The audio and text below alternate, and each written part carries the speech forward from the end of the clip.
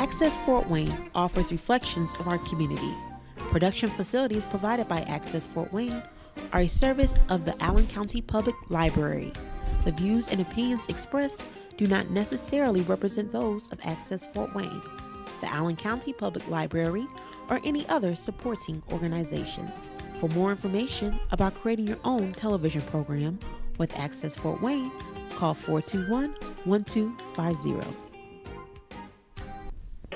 I've been working on the railroad all the live long day. I've been working on the railroad just to pass the time away.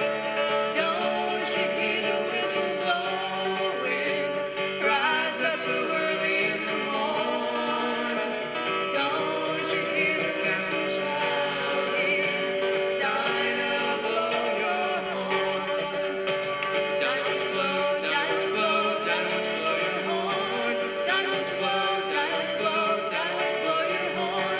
Someone's in the kitchen with Dinah. Someone's in the kitchen, I know. Someone's in the kitchen with Dinah.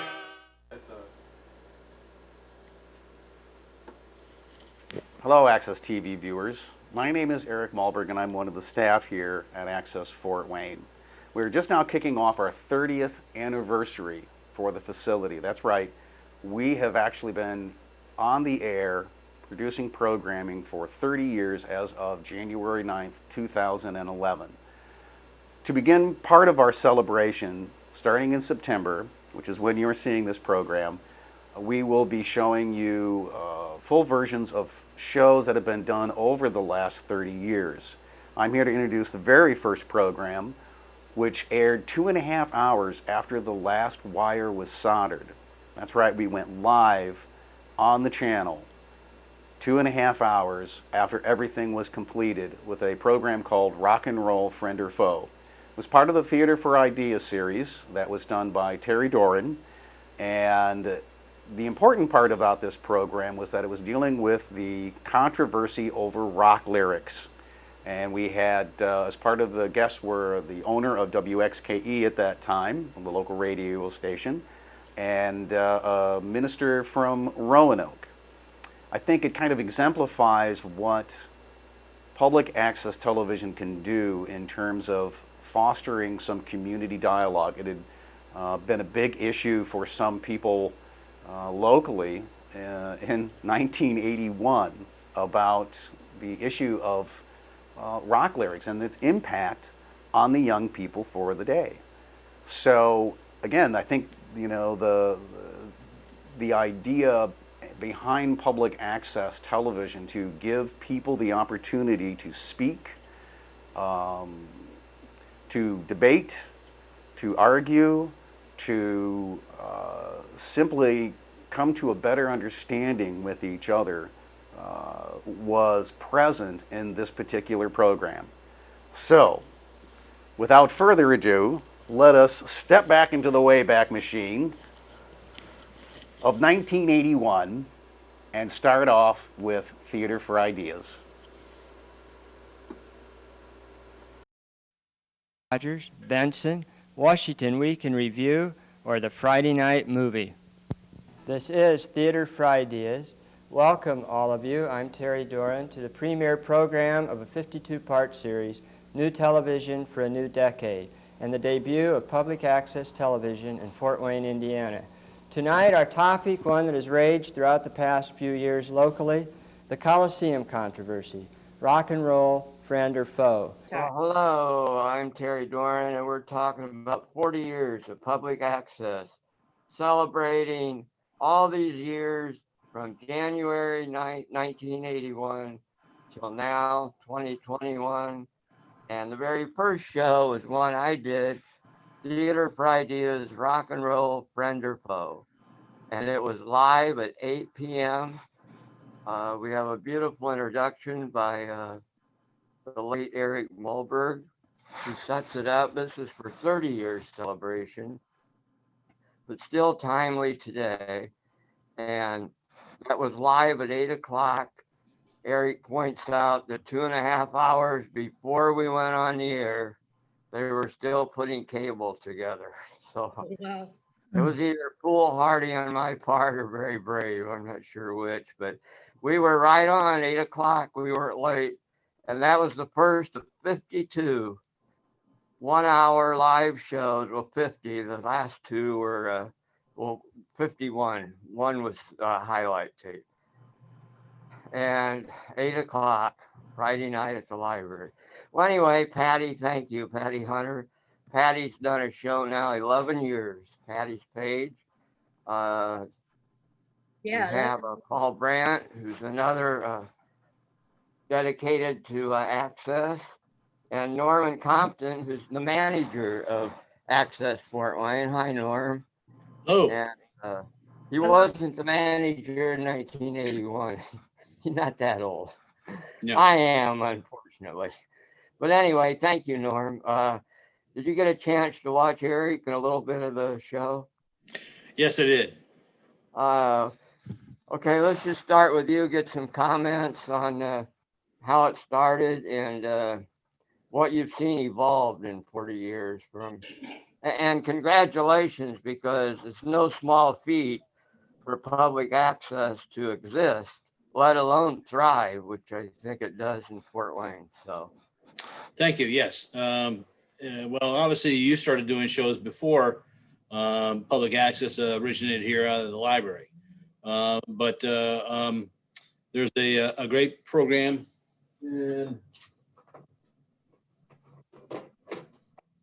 I've got a copy of it right here, as far as when dreams come true, which was also a piece that Eric Mulberg put together. It was done on, this version is in 1991. I think it was actually as far as done a little bit before then. And it talks about as far as what things, the process that went through city council and other places here in Fort Wayne to get the access started here at the library. Steve Fortreed retired as the associate director of the library. It featured prominently in, once again, as far as this, when dreams come true. Once again, as far as that program, talking about the origination of access. When it first started here, we were Channel 10. Internally, as far as the library, we were known as TV Services. And Channel 10 really, as far as was our name for many, many years. In 95, 96, they decided to change the name, and that's where we went from Channel 10 to Access Fort Wayne. Part of that reasoning was to make sure that we were not associated with just a channel number. And that was a wise decision, because in 1999, Comcast Cable moved us from Channel 10 up to our current Channel 57. At that same time, they also gave the library a second access channel. That's on Comcast Channel 55. And then also, we've been doing government access for the city of Fort Wayne since 96. So in 3 years' time, 4 years' time, 3 years' time, they decided to spin that off. Prior to that, we were sharing C-SPAN and interrupting C-SPAN with city council meetings. Sometimes it worked. Sometimes we were in the middle of an important government meeting and hello, this is city council time. So anyways, as far as 1999 was a big year. That's when I started here at Access Fort Wayne. Prior to that, I had actually been working in Defiance, Ohio. It's more than just a name, it's an attitude. So working in Defiance, as far as I had heard about Access Fort Wayne, the people over here and knew Eric, Steve, Rick, and others, both because I came over here for conferences, as well as, like I said, as far as knew them in the region in a sense. And yes, Fort Wayne has always been, in a sense, a powerhouse of access channels and access usage here, and is known that throughout the region. So, like I said, as far as when I was offered the position here at Access Fort Wayne, I was happy to make the jump and working here at the Allen County Public Library, like I said, since March 1st, 1999. Yes, my anniversary date's coming around here fairly quickly. Well, congratulations. All the different changes we've seen since then. Well, I just want to say something about Steve Portreat. I invited Steve to be on today, but he's not feeling well and couldn't join us. But Steve's a good friend.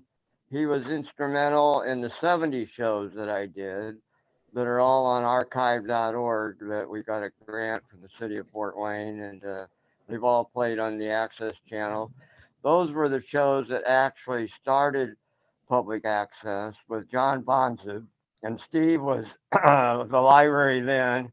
He also was on our crew. He also was on the crew in 1981, in addition to being the man that really brought Fort Access to the library. He didn't bring access per se, but he got it in the library. But he was Right. instrumental with Bill Makeley, Denise Makeley, now living in Australia, and Rick DeBolt, who I saw in the show. I saw him on camera there. I think he ran camera every one of those 81 shows, 52 of them. And he also was on camera a lot of the 70s. Just briefly, those shows aired on Citizens Cable in New Haven, which was founded by John Bonzib. And Bonzib used Theater for Ideas and some other community programs as an example of how cable can benefit the community. And the rest is history. Fort Wayne got the franchise. We're now 40 years into it.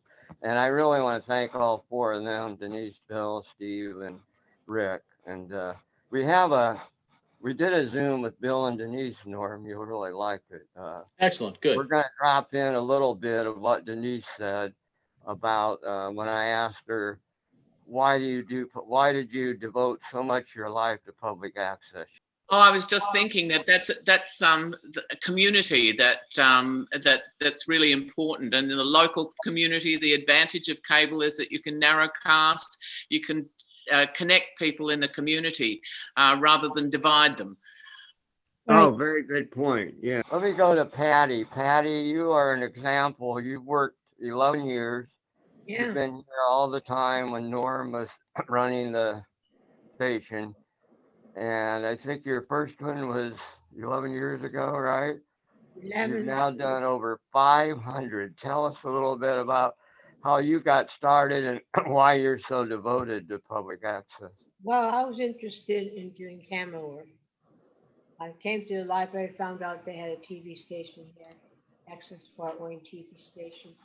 And I wanted to be part of it because I love media and shows and all. Bob Airy was the one that became my mentor to guide me and to say, why don't you be a producer, he said. I said, me? Yeah, I said, okay, I'll give it a go. And he trained me, and guess what? Wait, over 540 something episodes later, 11 years later, here I am. And That's amazing. You're on every week, right? On Every Access week. Fort Wayne. Saturday and Sunday.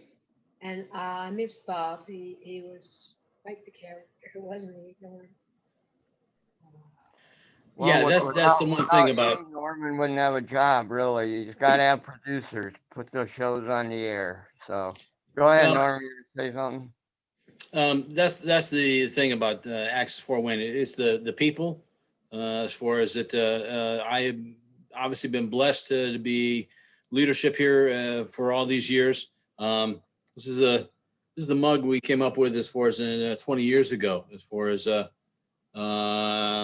in here, as far as that logo then, and all these are significant dates as far as, so they're at the bottom there was one of the sign off there, and obviously we started off in 2021, celebrates 20 years with 30,000 plus programs produced. 30,000. Doing television is a sport. For everybody in front of the camera, there's more people behind the camera making you look good. That's really as far as, that has been a blessing as far as all the different people we have worked with over the years, the Bob Eries, the Eric Mulbergs, the Steve Fortreats, Obviously, those are staff members. A lot of other staff members are still around. But then when you talk about producers and volunteers, memories abound as far as with all the different people that we've been in touch with. Obviously, Paul Brandt's on the line here with us. Paul has been one of our outstanding volunteers. And he also crossed over and has done a lot of producing his own programs as well. And that's one of the beautiful things, that one of our producers a long time ago said, Access Fort Wayne is kind of like a Montessori school for adults, as far as it lets you learn at your own pace, and really as far as do lots of different things that you didn't think you really could do. Well, I like that. That's a very good description. And when you mentioned Paul and Patty too, they both in front of the camera and behind the camera. In other words, they volunteer. Paul does shows of his own. Patty does.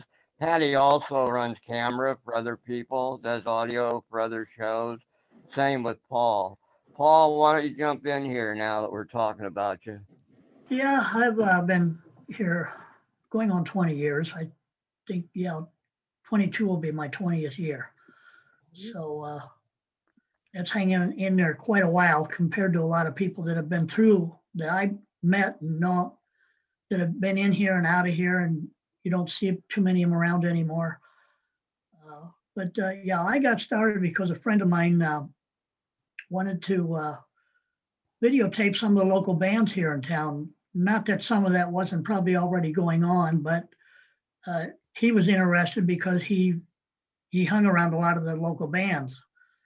And so that's what really got me started. And I spent a good portion of my time actually videotaping most of the local bands at different events, and a lot of fundraisers like, Fox Island in the spring.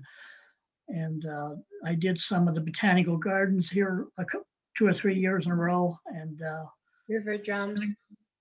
I've done a lot of Headwaters Park programs, a number of them over the years. And then, of course, on top of that, when I came in, because this guy wanted to do this show, we both took the producer's training right off the bat before we even got into camera work. And he didn't want to do the camera work, so I took the camera training. So, and then I got involved with camera work at my church. So in fact, I ended up setting up their original camera productions that they were doing of their conferences and stuff 2 or 3 times a year. I handled that for a number of years up until about 2 or 3 years ago. They brought in another guy that now is higher up in the stake, and he kind of took over, and he got a couple of kids. He brought them in and had them do it. So it kind of gave me a break from that, which I kind of needed, because I used to spend 3 days setting that up, because I'd have to wire up the place and the cameras and everything, because they didn't have a lot of built-in stuff. Although they did eventually get cable in there, and I ended up learning how to use the cable system, and I probably had enough experience I can just about wire up a system anywhere.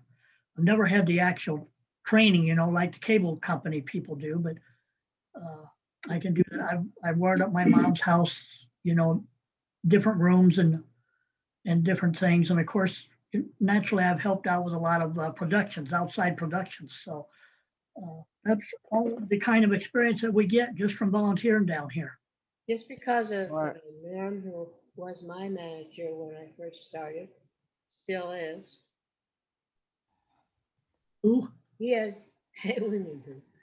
talking about Norm, I'm just saying that without him and his guidance, my show wouldn't have been this strong and still there, because he had the faith in me, so to speak. And same with Terry, who was my other mentor in showbiz, and Terry also did co-host with me for about 5 years, and then John Dickmeyer did co-hosting, and now I'm doing this all by myself. With you guys, it's good. Well, Patty, I want to point out you have a partner as far as in your productions. He's the man behind the scenes that makes things happen. I appreciate your thankfulness as far as you're working with you. But obviously, yeah, Bob Hunter behind the scenes as far as is the one that helps make things work. And he Yeah, helped. he sure does. Bob does a lot. He does camera, audio, and edits. Yes. He Yeah. does all the editing, for example, for a program we're all involved with through Access Fort Wayne, River Drums, a cultural celebration. Our last one was at Promenade Park, Yes. and we had 9 different performers for Norm. Norm and his crew taped all of it. At one point, we started at 5:30, ended about 11. At one point, I looked over at Norm and I thought, uh-oh, he's not going to make it. He looked so tired, but this is the dedication. There he was down on the riverfront taping the fire dancers. So I Well, thank that's, all of you for all that you do to help me. that's You're And one welcome. thing that a lot of and us do. Paul did all the audio for River Drums, microphones, cables, all that. Things I hardly have any concept of. And Patty always helps me with the production. And she read a poem at River Drums. I'm Norm, an equipment guy. Paul brought up a point that you could ask you to talk about a little bit. You know, we sort of forget when you do television, you need a camera, you need some Audio. equipment to edit it. Uh, Tell us about how that works. I mean, let's say you want to do a program, you have no equipment. That's not a reason to not try, right? No, Correct. Yeah. Where there's a will, there's a way. As far as Access Fort Wayne provides, we are a full production facility. We're actually, as far as we call ourselves a media center right now because um, media, video takes so many different things. Still, our core business is cable TV, but we're on 2 different cable systems as far as Comcast and Frontier. So, as I mentioned earlier, channels as far as 55, 57, 58, that's Comcast. 25, 27, 28 is on Frontier. But we're also video on demand, live streaming. And then, of course, there's the radio station, WELT 95.7 FM. That really, as far as helps round out and really invigorate new life back into the media center here. The Maker Lab, which is also, I often tell people I'm the ringmaster of a 3-ring circus here at the library. And as far as the television, and of course we have 3 rings with that as far as the channels. But then the second is the radio station, and the third is the Maker Lab. And the Maker Lab really is an extension of Access Fort Wayne as far as we have the full Adobe Creative Suite there. So as far as people can edit video in the Maker Lab, and in situations often as far as they come to us as far as Access Fort Wayne, the stuff we edit with is Mac based. Okay. And obviously when you come to me with your hard drive and said, okay, well, what format is it, Mac or PC? If it's PC, I can send you down to the Maker Lab as far as the computers there. It's a shared license. Basically, we're using the same license on both machines, but obviously, if it's a PC format, we can work on there in the Maker Lab. If it's a Mac format, obviously, we can use the Macs here at Access Fort Wayne to help get your program edited and then exported as far as sending out. And of course, producers use YouTube and other social media to reach a wider audience. That's been a phenomenon that we've been practicing here for the past 20 years. In 2001, we were doing live streaming of music programs. I can remember as far as that was kind of a late night thing. And we started that off. We've been dabbling with that, and then really as far as we got serious with it.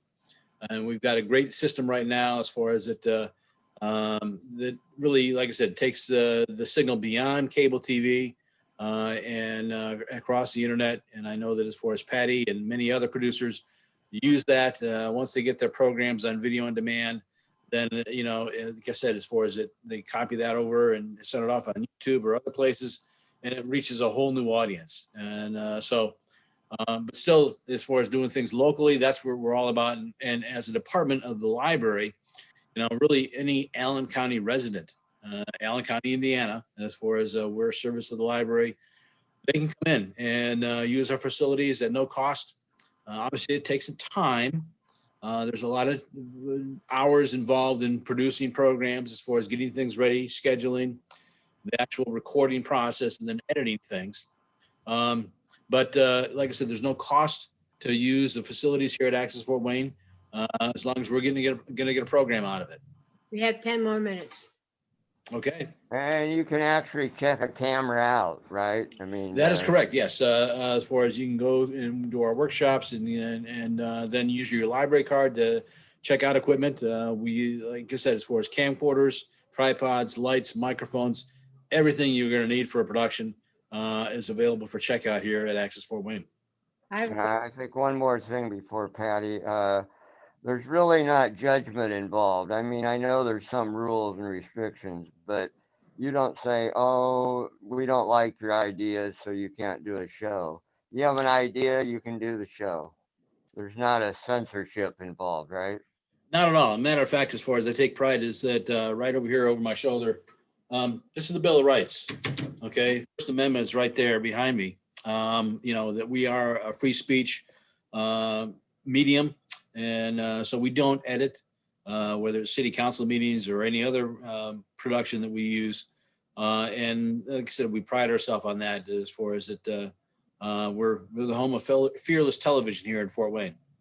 Yeah, I think that's a beautiful quality of Access right there. If I may. Anyway, Patty, go ahead. Okay.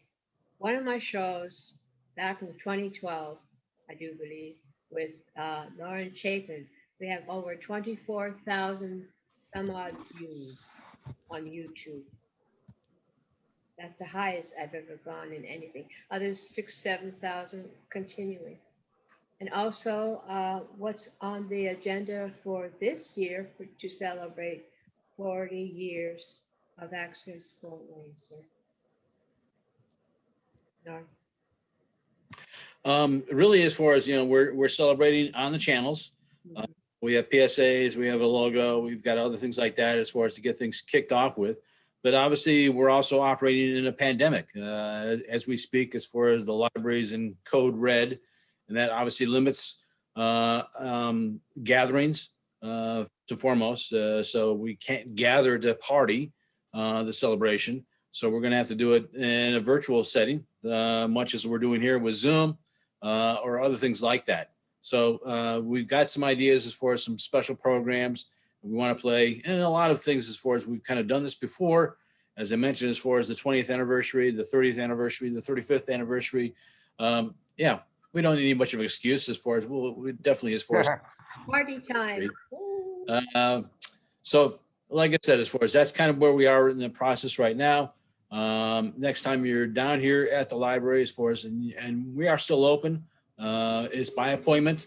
But I did 2 studio productions this morning. So we are still producing programs. And really, like I said, give us a call. Our phone number here is 421-1250. Talk to the staff, share with us what your idea is and how we can get you started. And you have to wear a mask. Yeah, obviously, as far as when you're. Pandemic creates challenges. My first goal with this 40 years was to do a trademark theater for ideas, which is speakers and an audience, as you saw in the rock and roll show. And but we weren't able to do that. I mean, the library's open but limited. The meeting rooms where we did a 30-year celebration, they're closed right now, so we can't really do anything, and we wouldn't want to because it's a safety factor. We've been playing old programs basically over the summer. I had a summer series. It was on Access 2, channel 2757. Friday nights usually started about 11:30 after a haunted hotel, and it was we called it the Channel 10 takeover. Kay, one of our staff members, made a cute animation as far as, and so you actually see an animated me, basically do a quick introduction, and then I was pulling programs from the last century out of default and sharing those. And so some of it was entertainment, music and things like that. Other things, there was a public hearing about the future of Parks and Rec here in Fort Wayne, and that I believe was in '83. And it was real interesting to see Win Moses and other people of the day. It was held at the Scottish Rite, a single camera production. So like I said, as far as it, we've been doing small things like that all this past summer, and in a sense to start to prepare as far as our 40th. And we'll be doing some more things here soon. Oh, Yeah, when Moses was on 2 of those shows in 1981, but he lives in North Carolina now. I invited him to join us. This is when we were going to do it in Studio A, and we had to cancel that because of the pandemic. And there are a lot of people, and if you add up all the people who've been on shows, not just my Thousands, show thousands. or Patty shows or what Norman does even or Paul, thousands probably We're over. seeing the second generation really, as far as I was talking with Doug Wiley recently, and somebody that was on his show as a ventriloquist back around 2000. I'm trying to think as far as we thought it was 2008. Inspired. She was like 11 years old at the time as a ventriloquist. Went on, graduated locally here, went to Ball State, has her degree in communication, is now working back here in town as far as the local broadcasters, and wants to do a show about the Uncle Ducky show. So that's what we're seeing as far as second generation, third generation people being involved in Access Fort Wayne.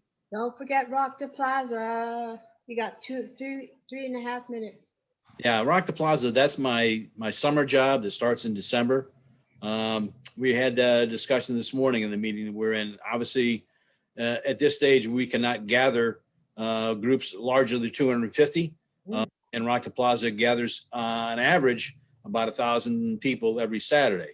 Wow. So we're trying to figure out as far as, Wow. if we will have Rock the Plaza this summer. Unfortunately, this last year we had to cancel that.